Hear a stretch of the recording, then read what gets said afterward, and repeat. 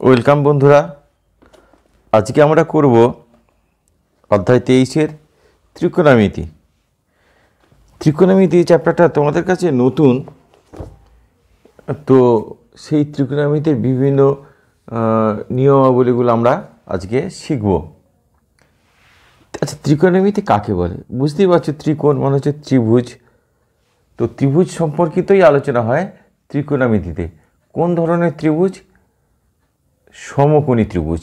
আমরা এখানে যেটা শিখব সেটা হচ্ছে সমকোণী ত্রিভুজের যে তিনটে বাহু আছে এবং কোণ আছে তাদের মধ্যে কি সম্পর্ক, সেই সম্পর্কিত আলোচনাগুলো হবে তোমাদের ত্রিকোণমিতির বিষয়বস্তু। তো জিনিসটা কি? জিনিসটা হলো, আমি তোমাদের একটা সমকোণী ত্রিভুজ আঁকছি, একে তোমাদের বোঝাবার চেষ্টা করছি। দেখো, আমি একটা সমকোণী ত্রিভুজ এঁকেছি, যার এই কোণটা সমকোণ। সমকোণকে কিন্তু এইভাবে চিহ্নিত করা হয়। অন্য কোণগুলোকে যেমন বৃত্তচাপের মতো আঁকা হয়, সমকোণকে কিন্তু এইভাবে চিহ্নিত করা হয়। যাই হোক, সেটা কথা নয়। কথা হচ্ছে যে এটা একটা সমকোণ। এই সমকোণের দেখো তিনটে বাহু আছে আর তিনটে কোণ আছে। এইটা একটা বাহু, এইটা একটা বাহু, আর এইটা একটা বাহু। সমকোণী ত্রিভুজ কাকে বলে? যে ত্রিভুজের একটা কোণ সমকোণ। এই ত্রিভুজটা দেখো একটা কোণ সমকোণ, বাকি কোণ দুটো কি সূক্ষ্মকোণ। তো সমকোণী ত্রিভুজ এই ধরনের হয়। এইবার এই যে তিনটে বাহু আছে, এই তিনটে বাহুকে আমরা কি বলবো? নাম কি দেব? এই তিনটে বাহুর একটা নাম হচ্ছে এইটা, এটাকে বলা হয় অতিভুজ।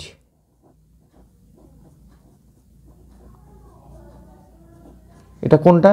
যেটা সমকোণের বিপরীত বাহু, অর্থাৎ সমকোণী ত্রিভুজের যেটা সবথেকে বড় বাহু, সেটা হলো অতিভুজ। ঠিক আছে, এবার এই যে দুটো বাহু আছে যারা পরস্পরের উপরে লম্ব, তাদেরকে কি নাম দেব? একটা নাম হচ্ছে লম্ব আর একটা নাম হচ্ছে ভূমি। কোনটার নাম লম্ব আর কোনটার নাম ভূমি? দেখো, আমরা যখন সমকোণী ত্রিভুজ ত্রিকোণমিতির আলোচনা করব, কোনো একটা কোণের সাপেক্ষে আমরা আলোচনা করব। ধরো আমরা এই কোণটার সাপেক্ষে আলোচনা করছি, এই কোণটার নাম দিলাম থিটা। ঠিক আছে, এটা গ্রিক বর্ণমালার একটা আলফাবেট থিটা। থিটা দিয়ে কোণকে চিহ্নিত করা হয়। তা এই কোণটার সাপেক্ষে যদি আলোচনা করা হয়, তাহলে এইটা তো অতিভুজ হলো। ঠিক আছে, অতিভুজ ছাড়া এই থিটা কোণের সংলগ্ন যে বাহুটা, এই বাহুটা, সেটাকে আমরা বলবো ভূমি।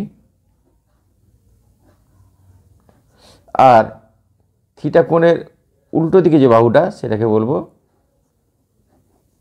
লম্ব। তাহলে যে কোণের সাপেক্ষে আমরা আলোচনাটা করব, সেই কোণের সংলগ্ন বাহু একটা হচ্ছে অতিভুজ, আর একটা যে সংলগ্ন বাহু সেটা হচ্ছে ভূমি। আর এই থিটা কোণের ঠিক বিপরীত বাহুটা হচ্ছে লম্ব। যদি এই কোণটার সাপেক্ষে আলোচনা করা হয়, তাহলে এইটা হয়ে যাবে ভূমি, কারণ সংলগ্ন বাহু হচ্ছে এটা, তখন এইটা হয়ে যাবে লম্ব। তো এইটা তোমাদের একটু খেয়াল করে করতে হবে। দেখো, এখানে আর একটা ত্রিভুজ এঁকেছি আমরা, সমকোণী ত্রিভুজ। সেখানে দেখো থিটা কোণটা কিন্তু এইখানে আছে, অর্থাৎ এই কোণের সাপেক্ষে যদি আমরা দেখি, বুঝতেই পারছো সমকোণের এটা হচ্ছে অতিভুজ, সমকোণের বিপরীত বাহু। আর এই থিটা কোণের সংলগ্ন যে বাহু, অতিভুজ ছাড়া যে বাহুটা আছে, সেটা কিন্তু ভূমি।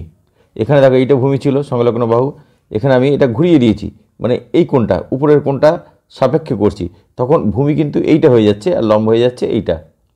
ঠিক আছে, তাহলে যে কোণের সাপেক্ষে আলোচনাটা হবে বা অঙ্কটা হবে, সেই কোণের সংলগ্ন বাহু, অতিভুজ ছাড়া যে সংলগ্ন বাহুটা আছে সেটা হচ্ছে ভূমি, আর ওই কোণের বিপরীত বাহুটা হচ্ছে লম্ব। তাহলে এই জিনিসটা পরিষ্কার হয়ে গেল, কোনটা ভূমি, কোনটা লম্ব, কোনটা অতিভুজ। এইবার তোমাদের ত্রিকোণমিতিতে যেটা আছে, যে এই যে তিনটে বাহু, এই তিনটে বাহুর মধ্যে মানে তাদের অনুপাতগুলো নিয়ে, অনুপাত মানে কি? একটা ভাগ আর একটা। তাহলে দেখো তিনটে বাহুর অনুপাত কি কি হতে পারে? একটা হচ্ছে ধরো লম্ব ভাগ অতিভুজ ভাগ অতিভুজ। আর কি হতে পারে? 1 নম্বর দিলাম। 2 নম্বর হচ্ছে কি ভূমি বাই অতিভুজ।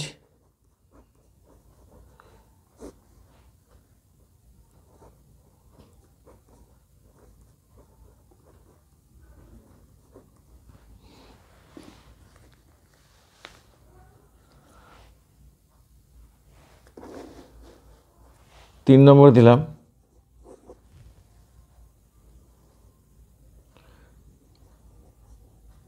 লম্ব বাই ভূমি। ঠিক আছে, তো এইটা একটা হলো। এবার আর কি হতে পারে? 4 নম্বর দেখো অতিভুজ বাই লম্ব।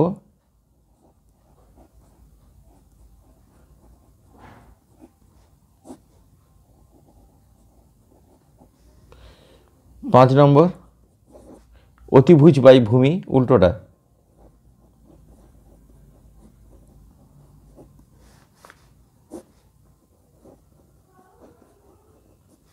আর 6 নম্বর হচ্ছে ভূমি বাই লম্ব।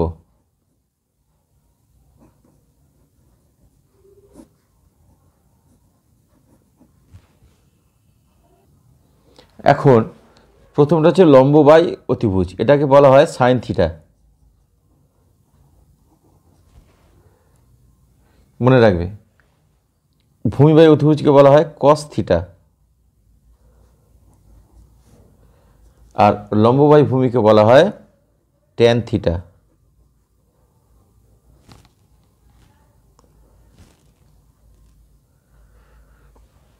এর পুরো নাম আছে, সাইন হচ্ছে SINE পুরোটা, তো সংক্ষেপে সাইন থিটা করা হয়। কস হচ্ছে কোসাইন, আর ট্যান হচ্ছে ট্যানজেন্ট, তো সংক্ষেপে এইভাবে লেখা হয়। ঠিক আছে, তাহলে এই তিনটে পেলাম। লম্ব বাই অতিভুজ হচ্ছে সাইন থিটা, ভূমি বাই অতিভুজ হচ্ছে কস থিটা, আর লম্ব বাই ভূমি হচ্ছে ট্যান থিটা। এইবার দেখো 4 নম্বরটা কি? 4 নম্বর হচ্ছে অতিভুজ বাই লম্ব। খেয়াল করে দেখো, ঠিক এর উল্টোটা, অতিভুজ বাই লম্ব। এটাকে কি বলা হয়? এটাকে বলা হয় কোসেক থিটা।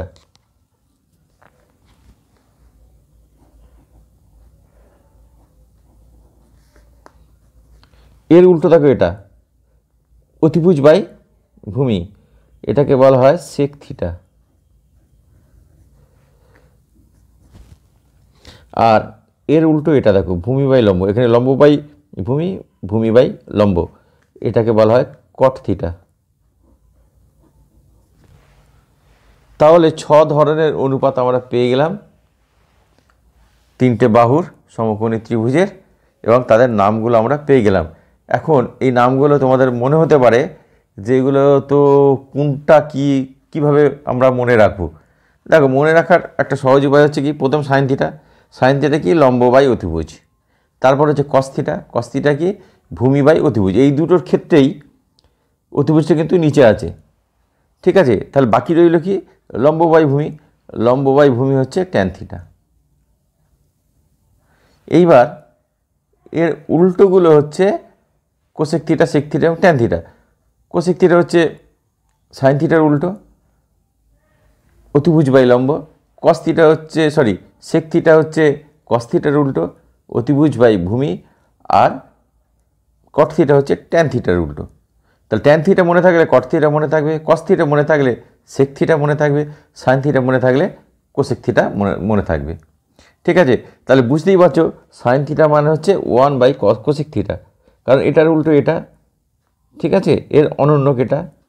তো এই জিনিসটা তোমাদের মনে রাখতে হবে। আমরা লিখতে পারি সাইন থিটা = 1/কোসেক থিটা, বা উল্টোটা বলা যায় কোসেক থিটা = 1/সাইন থিটা, বা এইভাবে আমরা লিখতে পারি কোসেক থিটা = 1/সাইন থিটা। তাহলে কস থিটা 1/সেক থিটা, বা এটা আমরা ঘুরিয়েও লিখতে পারি সেক থিটা = 1/কস থিটা। আর ট্যান থিটা = 1/ট্যান কট থিটা বা কট theta is equal to 1/tan theta.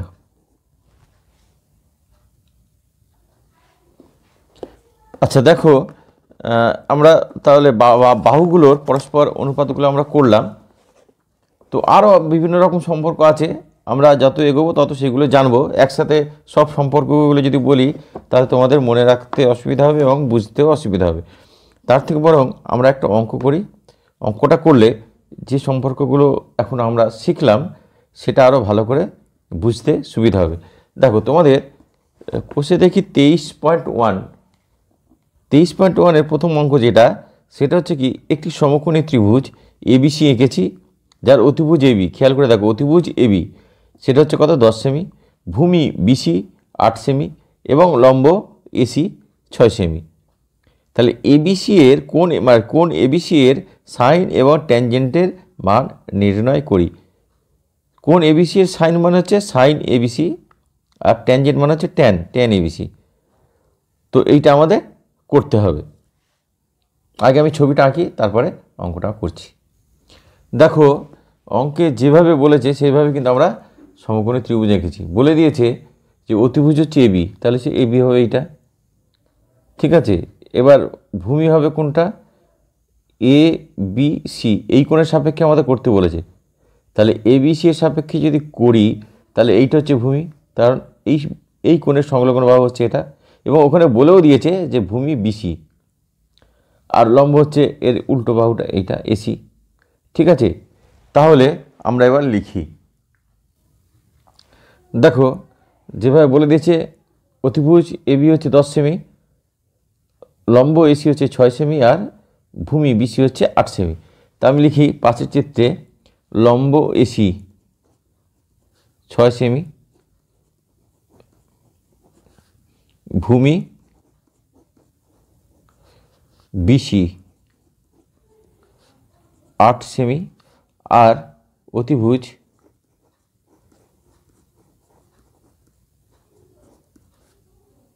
AB is equal two 10 semi. এইবার আমাদের কি বার করতে হবে, এবার আমাদের বার করতে হবে হচ্ছে সাইন এবিসি এর মান এবং ট্যান এবিসি এর মান। তাহলে সাইন এবিসি, এই যে এই কোণটা, এখানে থিটা বলেনি, এবিসি বলেছে, আমরা এবিসি ভাবেই লিখব।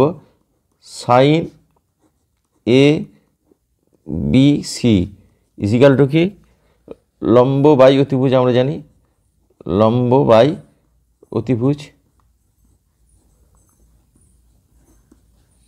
সমান সমান কি, লম্ব কত 6, অতিভুজ কত 10, 6 সেমি বাই 10 সেমি। তাহলে এটা কাটাকুটি করলে কত হয় 3/5। তাহলে সাইন এবিসি এর মান পেয়ে গেলাম 3/5। সেমি সেমিতে কেটে যাবে, অনুপাত যখন তার কোনো একক থাকবে না। আর কি বলেছে tan ABC, tan A B C সমান সমান কি লম্ব বাই ভূমি,